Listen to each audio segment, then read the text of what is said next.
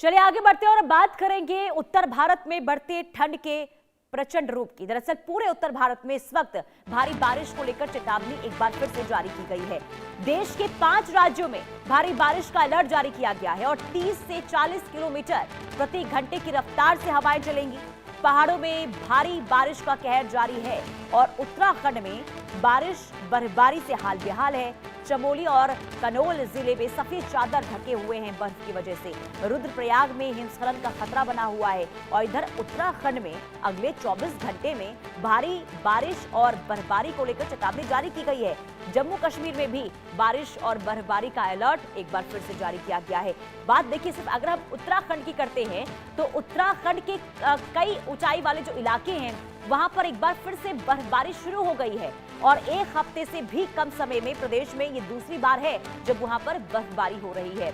उत्तराखंड के ऊंचे पहाड़ी इलाकों में बर्फबारी और एवलांच की संभावना को देखते हुए अब उत्तराखंड राज्य आपदा प्रबंधन प्राधिकरण ने सभी जिलों को अलर्ट रहने का आदेश दिया है और आज शाम 5 बजे तक ऊंचे पहाड़ी इलाकों में बर्फबारी के साथ साथ हिमस्खलन का भी खतरा बताया गया है। चमोली जिले में बद्रीनाथ और इसके अलावा रुद्रप्रयाग जिले में केदारनाथ और आसपास की जो चोटियां हैं वहां पर रात से ही रुक रुक कर बर्फबारी हो रही है।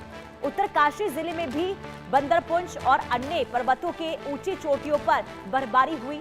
इसके अलावा बात अगर हम उत्तरकाशी की करते हैं, चमोली और रुद्रप्रयाग जिले की करते हैं तो यहां पर इसे ऑरेंज कैटेगरी में शामिल किया गया है और इस कैटेगरी में ज्यादातर हिमस्खलन वाले रास्तों पर गहरी और अस्थिर बर्फ मौजूद है, जिससे प्राकृतिक हिमस्खलन की जो संभावना है वो बहुत ज्यादा बनी हुई है।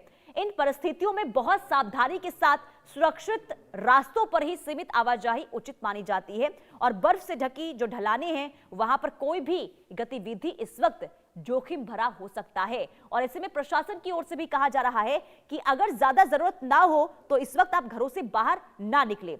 उत्तराखंड की बात, अब बात जम्मू कश्मीर की कर लेते हैं और यहां पर भी बर्फबारी से हालात बहुत ज्यादा खराब है। देखिए, बर्फबारी के चलते श्रीनगर जम्मू नेशनल हाईवे बंद हो गए हैं, आवाजाही पूरी तरीके से ठप है और इधर श्रीनगर अंतर्राष्ट्रीय एयरपोर्ट आने वाली और यहां से उड़ान भरने वाली कई उड़ानों को रद्द कर दिया गया है।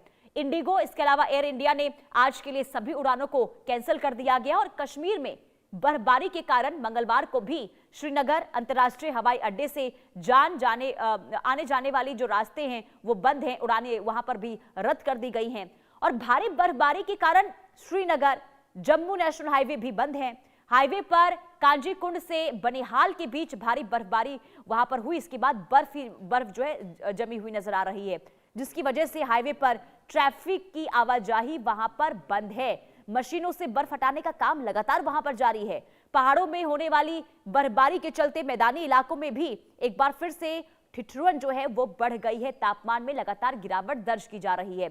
सिर्फ यही नहीं, श्रीनगर मौसम विभाग के अनुसार आगामी यानी कि देखिए ये कहा गया कि आने वाले दिनों में बर्फबारी और बारिश जो है उसका दौर देखने को मिल सकता है। फिलहाल बारिश और बर्फबारी से घाटी के लोगों को राहत मिलने के इस वक्त आसार नजर नहीं आ रहे हैं। अब जरा ये 4 तस्वीरें हम आपको दिखा रहे हैं। जम्मू कश्मीर में बर्फ ही बर्फ सिर्फ नजर आ रही है, लगातार वहां पर बर्फबारी हो रही है और देखिए आप जहां तक आपकी नजरें जाएंगी सिर्फ और सिर्फ वहां पर बर्फ ही बर्फ नजर आ रहा है और ऐसा लग रहा है कि जैसे बर्फ की एक मोटी जो चादर है वो बिछी हुई वहां पर है। सड़कों पर कई फीट वहां पर बर्फ जमी हुई है। हवाएं वहां पर लगातार चल रही है, बर्फीली हवाएं, और ऐसे में लोगों को काफी परेशानी हो रही है और राष्ट्रीय राजमार्ग बर्फबारी के बाद बंद हैं, यानी कि कई नेशनल हाईवे हैं जो पूरी तरीके से बंद और इसका नतीजा क्या हो रहा है, आने जाने में आवाजाही करने में काफी परेशानी हो रही है। ये जो 4 तस्वीरें आप देख रहे हैं ये जम्मू कश्मीर की मौजूदा स्थिति बताने के लिए काफी है कि इस वक्त बर्फबारी के बाद जम्मू कश्मीर में हालात किस कदर बने हुए हैं। बर्फीली हवाएं चल रही है, बर्फबारी जबरदस्त तरीके से हो रही है, सड़कों पर कई फीट तक वहां पर बर्फ जमी हुई है और हवाएं वहां पर लगातार चल रही है, जिस वजह से जो स्थानीय लोग हैं उन्हें इस वक्त काफी परेशानी हो रही है।